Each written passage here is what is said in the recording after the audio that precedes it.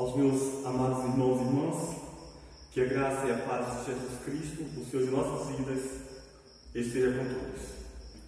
Nós vamos ler um texto da Palavra de Deus, o qual nós vamos meditar nesta noite, que se encontra aqui na carta do apóstolo Paulo aos Romanos, livro do qual nós estamos fazendo o estudo aqui na igreja, e nós já chegamos agora aqui no capítulo 4. Então, portanto, vamos fazer a leitura destes versículos, capítulo 4, versículos de 1 ao 8. Assim diz a palavra do Senhor. Que diremos, pois, ter alcançado Abraão, nosso pai, segundo a carne? Porque, se Abraão foi justificado pelas obras, tem de que se gloriar, mas não diante de Deus. Pois que diz a Escritura? Creu Abraão em Deus, e isso lhe foi imputado como justiça. Ora, aquele que faz qualquer obra não lhe é imputado galardão segundo a graça, mas segundo a dívida. Mas aquele que não pratica, porém crê naquele que justifica o ímpio, a sua fé lhe é imputada como justiça. Assim também Davi declara: bem-aventurado o homem a quem Deus imputa a justiça sem as obras, dizendo: bem-aventurados aqueles cujas maldades são perdoadas e cujos pecados são cobertos. Bem-aventurado o homem a quem o Senhor não imputa o pecado. Oremos. Senhor, nós queremos te pedir em favor, Deus, da explicação da tua palavra. Pai amado, que a tua palavra possa alcançar todos os corações que contemplarão, meu Deus, a explicação desse texto. Deus, que a sua mão esteja sobre todas as vidas. Pai Santo, nós te agradecemos porque o Senhor é bom. Agradecemos-te pela maravilha do que a sua palavra nos ensina. Senhor, obrigado pela graça infinita do Senhor que tanto nos tem sustentado. E te peço, abençoe cada vida, Senhor, que ouvirá esta mensagem. Em nome de Jesus. Amém. Meus amados irmãos e irmãs, como nós vimos aqui o texto de Romanos, capítulo 4, versículos de 1 ao 8, para nós podermos acompanhar melhor o raciocínio que o apóstolo Paulo vem desenvolvendo, é importante que nós voltemos um pouquinho para entendermos melhor agora este capítulo 4. Lá no capítulo 1, nos versículos 11 e 15, Paulo fala do seu desejo de pregar o Evangelho aos crentes que estavam em Roma.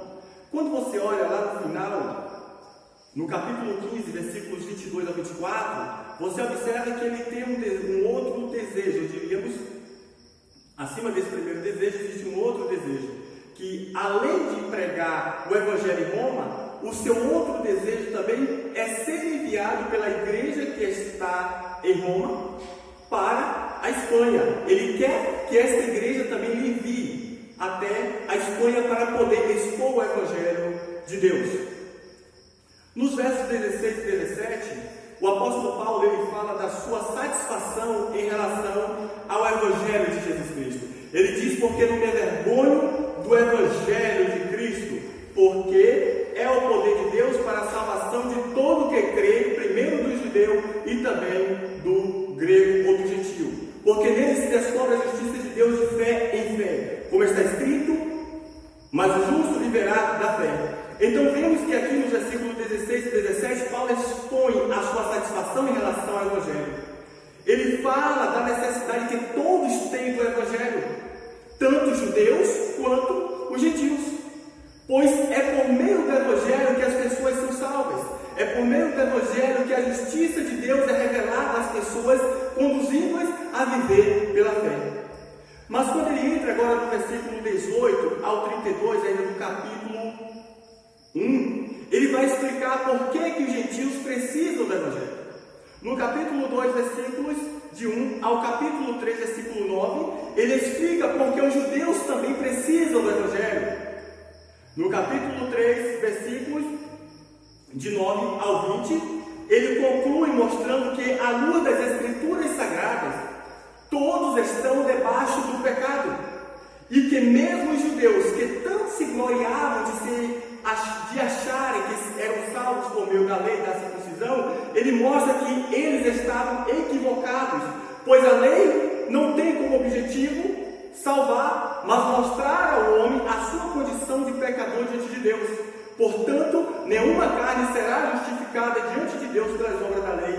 Ele conclui aqui no versículo 20, no capítulo 3, ele conclui exatamente no versículo 20, capítulo 3, versículo 20, ele conclui exatamente deixando isso claro. Porque nenhuma carne será justificada diante dele pelas obras da lei, porque pela lei vem o conhecimento do pecado. Então, diante de tudo isso, poderíamos fazer a pergunta: então como que alguém pode ser salvo? Como que alguém poderá ser justificado diante de Deus? Então, diante de tudo isso que Paulo já expressou, tudo aquilo que já foi exposto, agora vem essa questão: como que alguém poderá ser justificado diante de Deus? Como que alguém poderá ser salvo diante de Deus? Então, a partir daqui, Paulo vai mostrar o que Deus fez por meio de Jesus Cristo para que a justificação, tanto dos judeus quanto dos gentios, fosse possível. No capítulo 3, aqui a partir do versículo 21, você observa que todo o capítulo 4, Paulo aborda o tema justificação pela fé em Cristo, sem adição alguma de qualquer tipo de obra promovida pelo homem. Vocês observam nos versículos de 21 ao 31 do capítulo 3, que Paulo ele vai mostrar o que Deus fez por nós por meio de Cristo, para sermos justificados. E que tudo isso não é uma resposta de Deus, não é uma resposta do Deus Santo ao mérito humano, mas sim é uma atitude da sua graça para com toda a humanidade. Isso nós vemos aqui nos versículos de 21 ao 31. Mas ao entrar agora no capítulo 4, o apóstolo Paulo ele vai usar o exemplo da justificação pela fé, usando o próprio Abraão. É importante, eu quero explicar aqui para vocês, a palavra justificação. Nós vamos abordar, já abordamos isso aqui nos textos anteriores, e agora especificamente, na mensagem passada nós falamos, mas agora, sendo que nós, mais uma vez, continuamos a abordar o assunto da justificação pela graça, ou pela fé em Cristo Jesus, é importante entendermos que a palavra justificação era uma expressão jurídica usada nos tribunais, era uma expressão usada pelos juízes nos tribunais. Com qual finalidade? Era uma expressão usada para absolver, para declarar a inocência do réu. Então, era uma maneira que o juiz, era uma expressão que o juiz usava para absolver aquela pessoa, aquele réu que estava diante dele. Ele usava a expressão justificado, ou seja, ali se entendia a pessoa está inocentada, está livre. Então, portanto, quando a Bíblia está falando que somos justificados por meio da fé em Cristo, ela está dizendo que Deus declara que somos inocentes. Deus está declarando que diante dele nós somos justos quando cremos na obra de Jesus Cristo. Então nós vamos agora especificamente já para o estudo do texto, aqui no capítulo 4, versículos de 1 ao 8, o qual nós acabamos de ler. Vemos que aqui no versículo 1, capítulo 4, o apóstolo Paulo ele começa dizendo o seguinte: que diremos, pois, ter alcançado Abraão, nosso pai, segundo a carne? Essa frase, que diremos, pois, é uma frase que liga o assunto que ele vinha expondo anteriormente, o assunto que ele vinha explicando, só que agora ele continua falando deste assunto, mas ele vai falar usando o exemplo para fortalecer a sua tese. Isso é, ele vai argumentar usando o exemplo de Abraão, a maneira como Abraão foi justificado por Deus, e ele vai mostrar que a justificação pela graça, a justificação pela fé em Cristo, é algo que vem desde o Antigo Testamento. Irmãos, é importante entendermos uma coisa, que para os judeus, algumas pessoas eram referências ilustres. Entre as principais estavam Abraão, Moisés e Davi. É claro que temos também Isaac, Jacó, mas esses três se destacavam: Abraão, Moisés e Davi. Mas por que Paulo ele usa o exemplo de Abraão?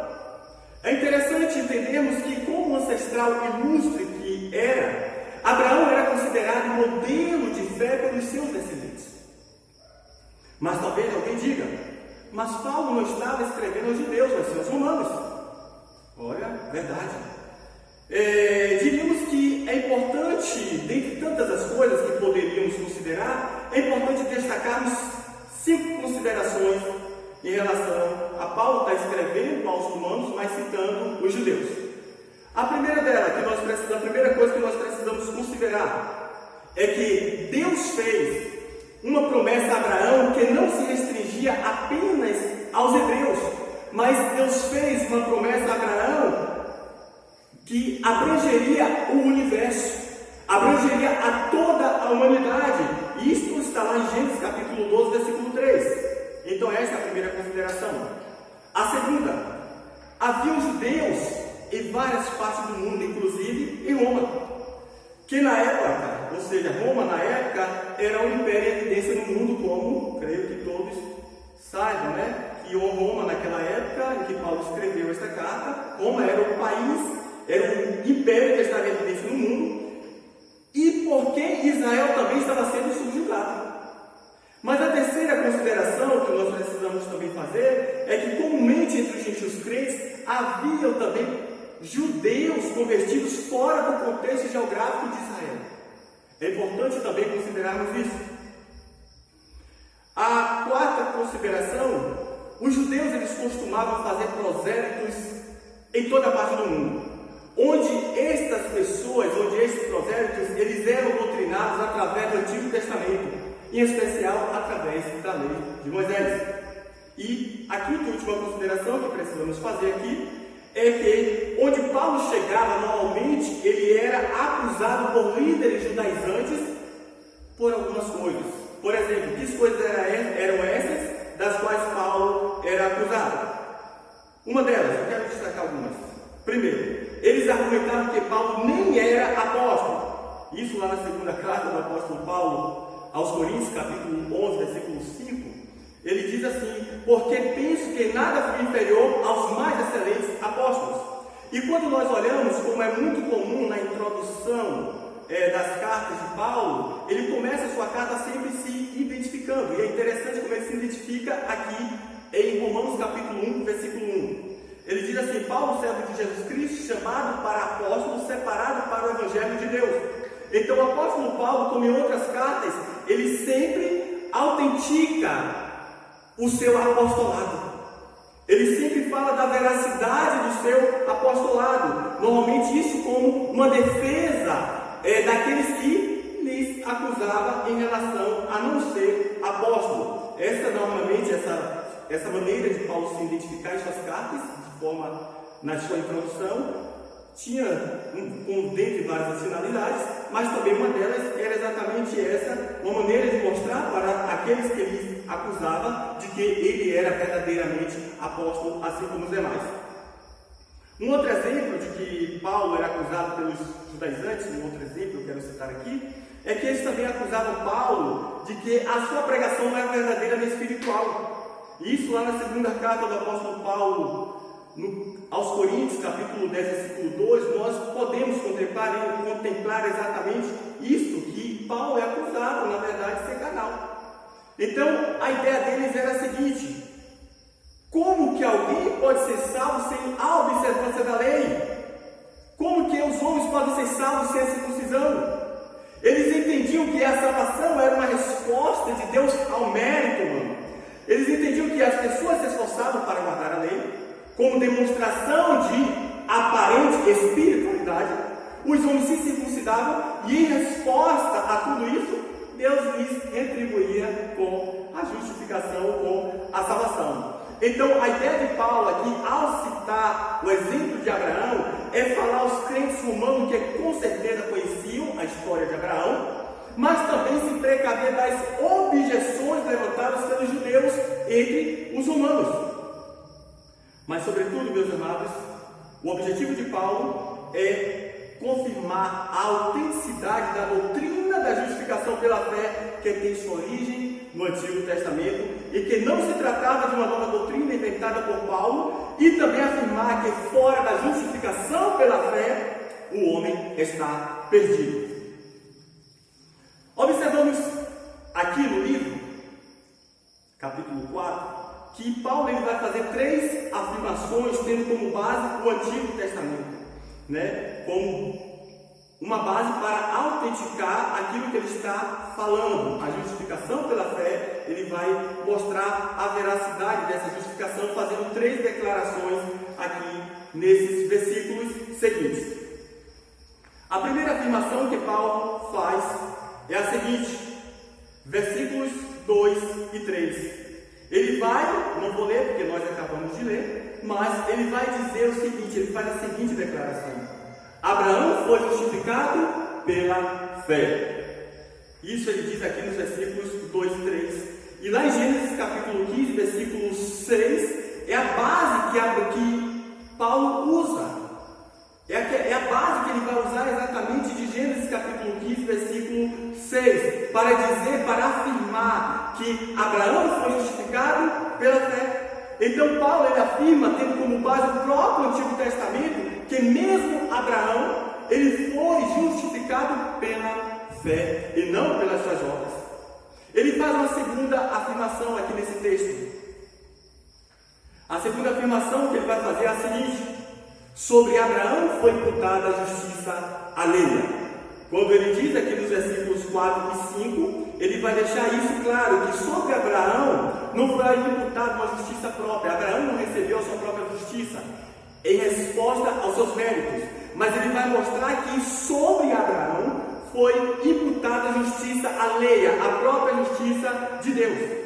Meus amados, é interessante que a justificação, à luz desse texto, à luz da palavra de Deus, a justificação de Abraão não foi uma resposta de Deus às suas obras, mas sim um presente de Deus em resposta à sua fé.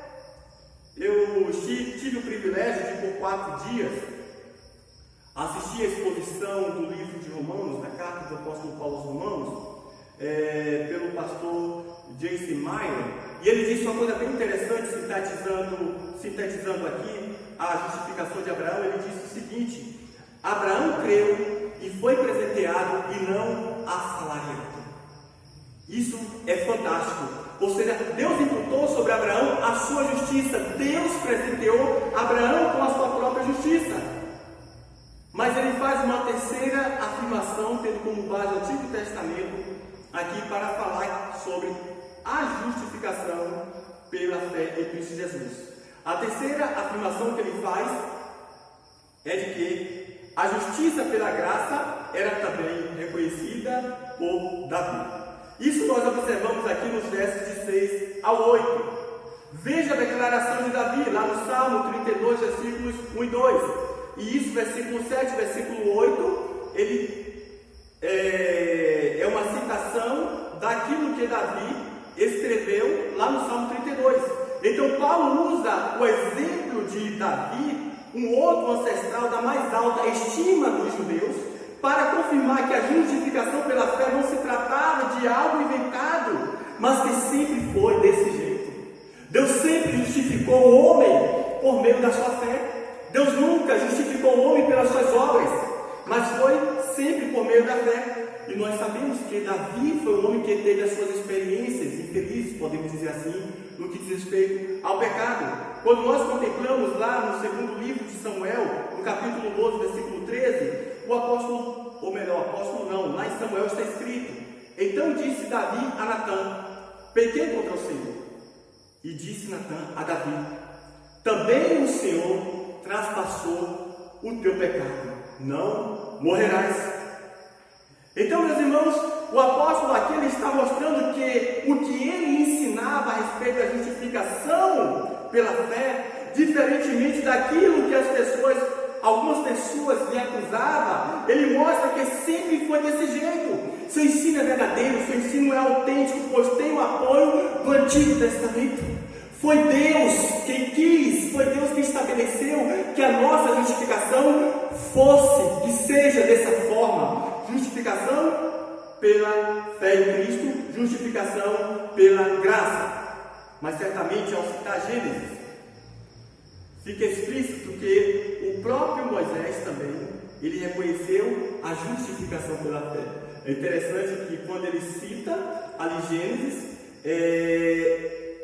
Moisés, ele é o escritor de Gênesis, foi ele que redigiu o livro de Gênesis, assim como nós conhecemos os Pentateucos, né? Livros atribuídos ali a Moisés. Então, quando ele cita, faz a citação aqui de Gênesis, certamente ele também está declarando que, além do exemplo de Abraão, ou seja, aquele que escreveu acerca de Abraão, ele concordava de que a justificação foi por meio da fé e não por meio das obras. É importante, meus amados irmãos e irmãs e todos que nos ouvem, é importante entendermos uma coisa, que a justificação não se trata de uma resposta de Deus ao mérito humano. É importante entendermos que a justificação pela fé, ela não é essa resposta de Deus ao mérito humano, mas é uma demonstração da graça, da misericórdia de Deus, que nos foi demonstrada através do sacrifício de Jesus Cristo. É importante entendermos isso, amados irmãos. Nós precisamos, como servos e servas de Cristo, nós precisamos ter alguns cuidados. E eu diria que o primeiro cuidado é de nós entendermos de que a fé no Senhor Jesus Cristo, a fé no que Cristo fez por nós, é o que faz com que o próprio Deus nos declare justo diante dele. Quantas pessoas já convertidas, mas que às vezes sofrem com dúvidas em relação à sua esperança, a esperança de salvação, às vezes elas sofrem com a insegurança, às vezes por se acharem perfeitas. Meus amados irmãos, eu creio que isso é um sentimento que vai haver em todo crente, mas o que eu quero que entendamos é o seguinte, é que não ache que Deus ele vai te justificar, isso é, te declarar inocente, te aceitar na presença dele, pelo fato de você se autodeclarar justo por causa das suas obras. Isto é uma ilusão. É importante entendermos que é a fé no que Cristo fez por nós, é o sacrifício de Cristo Jesus que nos aperfeiçoa diante de Deus, é o sacrifício de Cristo Jesus que nos torna perfeitos diante de Deus. Nossos pecados, nossas fraquezas, nossas imperfeições, eles são cobertos pelo sacrifício de Jesus. Quando nós cremos naquela obra ali na cruz, a palavra de Deus nos assegura que nós recebemos de Deus o perdão, nós somos declarados por Deus inocentes, nós somos aceitos pelo Senhor. É importante entendermos uma coisa, queridos: ou o homem, ou melhor, ou nós, aceitamos o merecido pelo próprio Deus para a nossa justificação, ou teremos que pagar pelos nossos pecados no inferno. Deus não vai aceitar as nossas obras. Para a justificação, não. É a fé em Cristo quem nos justifica, porque é o próprio Deus quem nos declara justificados por meio da fé no sacrifício de Jesus. Então a mensagem do Evangelho que Paulo quer pregar aos romanos é essa. A mensagem que ele deseja também que de lá de Roma ele seja enviado para pregar na Espanha é essa mensagem. É a mensagem que nos apresenta o que Deus fez por nós. É a mensagem que nos apresenta que existe um Deus, o Criador dos céus e da terra. Existe um Deus que é santo, mas que esse Deus que é santo, esse Deus que é justo, ele é um Deus também bom. Eu gostaria de me dirigir à conclusão nessa noite desse texto, aplicando uma história que eu vi um tempo atrás como ilustração. Algum tempo atrás eu assisti uma reportagem sobre um mutirão de cataratas. E isso aconteceu aqui no Brasil, em várias cidades, um mutirão de cataratas. E foi interessante onde eles apresentaram a história de uma senhora. Era uma senhora que por muito tempo ela teve sua visão comprometida pela catarata. Mas foi bem interessante que logo depois que ela fez essa cirurgia, depois que ela passou pelo procedimento cirúrgico, essa senhora, depois dela passar por esse procedimento, ela ficou maravilhada ao contemplar a real beleza e os detalhes das coisas que estavam ao seu redor, mas que por muito tempo lhe foi impedida em razão da sua catarata. Deus faz conosco através da mensagem do Evangelho. O Evangelho de Cristo, ele traz à luz a beleza da justificação pela fé, nos proporcionando assim, meus amados irmãos e irmãs, alegria na esperança e na segurança da salvação em Jesus Cristo, não pelos nossos méritos, porque continuaremos sendo pecadores, irmãos, até o dia de nos encontrarmos com o Senhor. Infelizmente, esta é uma triste realidade, mas nós somos lavados e redimidos pelo sangue de Jesus. Lembre-se que a justificação nos é conferida de graça, porque Jesus já pagou o elevadíssimo preço para satisfazer a justiça de Deus. O Deus Santo, ele nos declara justo, porque a justiça de Cristo nos é imputada. Cristo pagou o preço, sofreu na cruz, deu a sua vida, para que a justiça de Deus fosse satisfeita. E uma vez agora que cremos no sacrifício de Jesus, Deus nos concede de forma gratuita a nossa justificação. Isso significa Deus, o próprio Deus, ele vai nos declarar inocentes, justificáveis. Ele diz: você está salvo. Reconheça o que Cristo fez por você. Lembre-se de que os valores das coisas celestiais são diferentes das terrenas que se corrompem. Muitas pessoas estão ainda acreditando que é o fato de se esforçarem, é o fato de se esforçarem para alcançar um padrão de retidão ética e moral, que isso irá lhe conceder ser aceito por Deus. Isso são obras. Deus não vai aceitar. Deus só nos aceita diante dele por meio do nosso reconhecimento do que Cristo fez por nós. Então, portanto, creia no que Cristo fez por nós, entregue a sua vida para ele, e assim, desta maneira, você terá a garantia de que Deus, ele estará declarando inocente. Está perdoado, está salvo. Que Deus abençoe a todos com a sua palavra.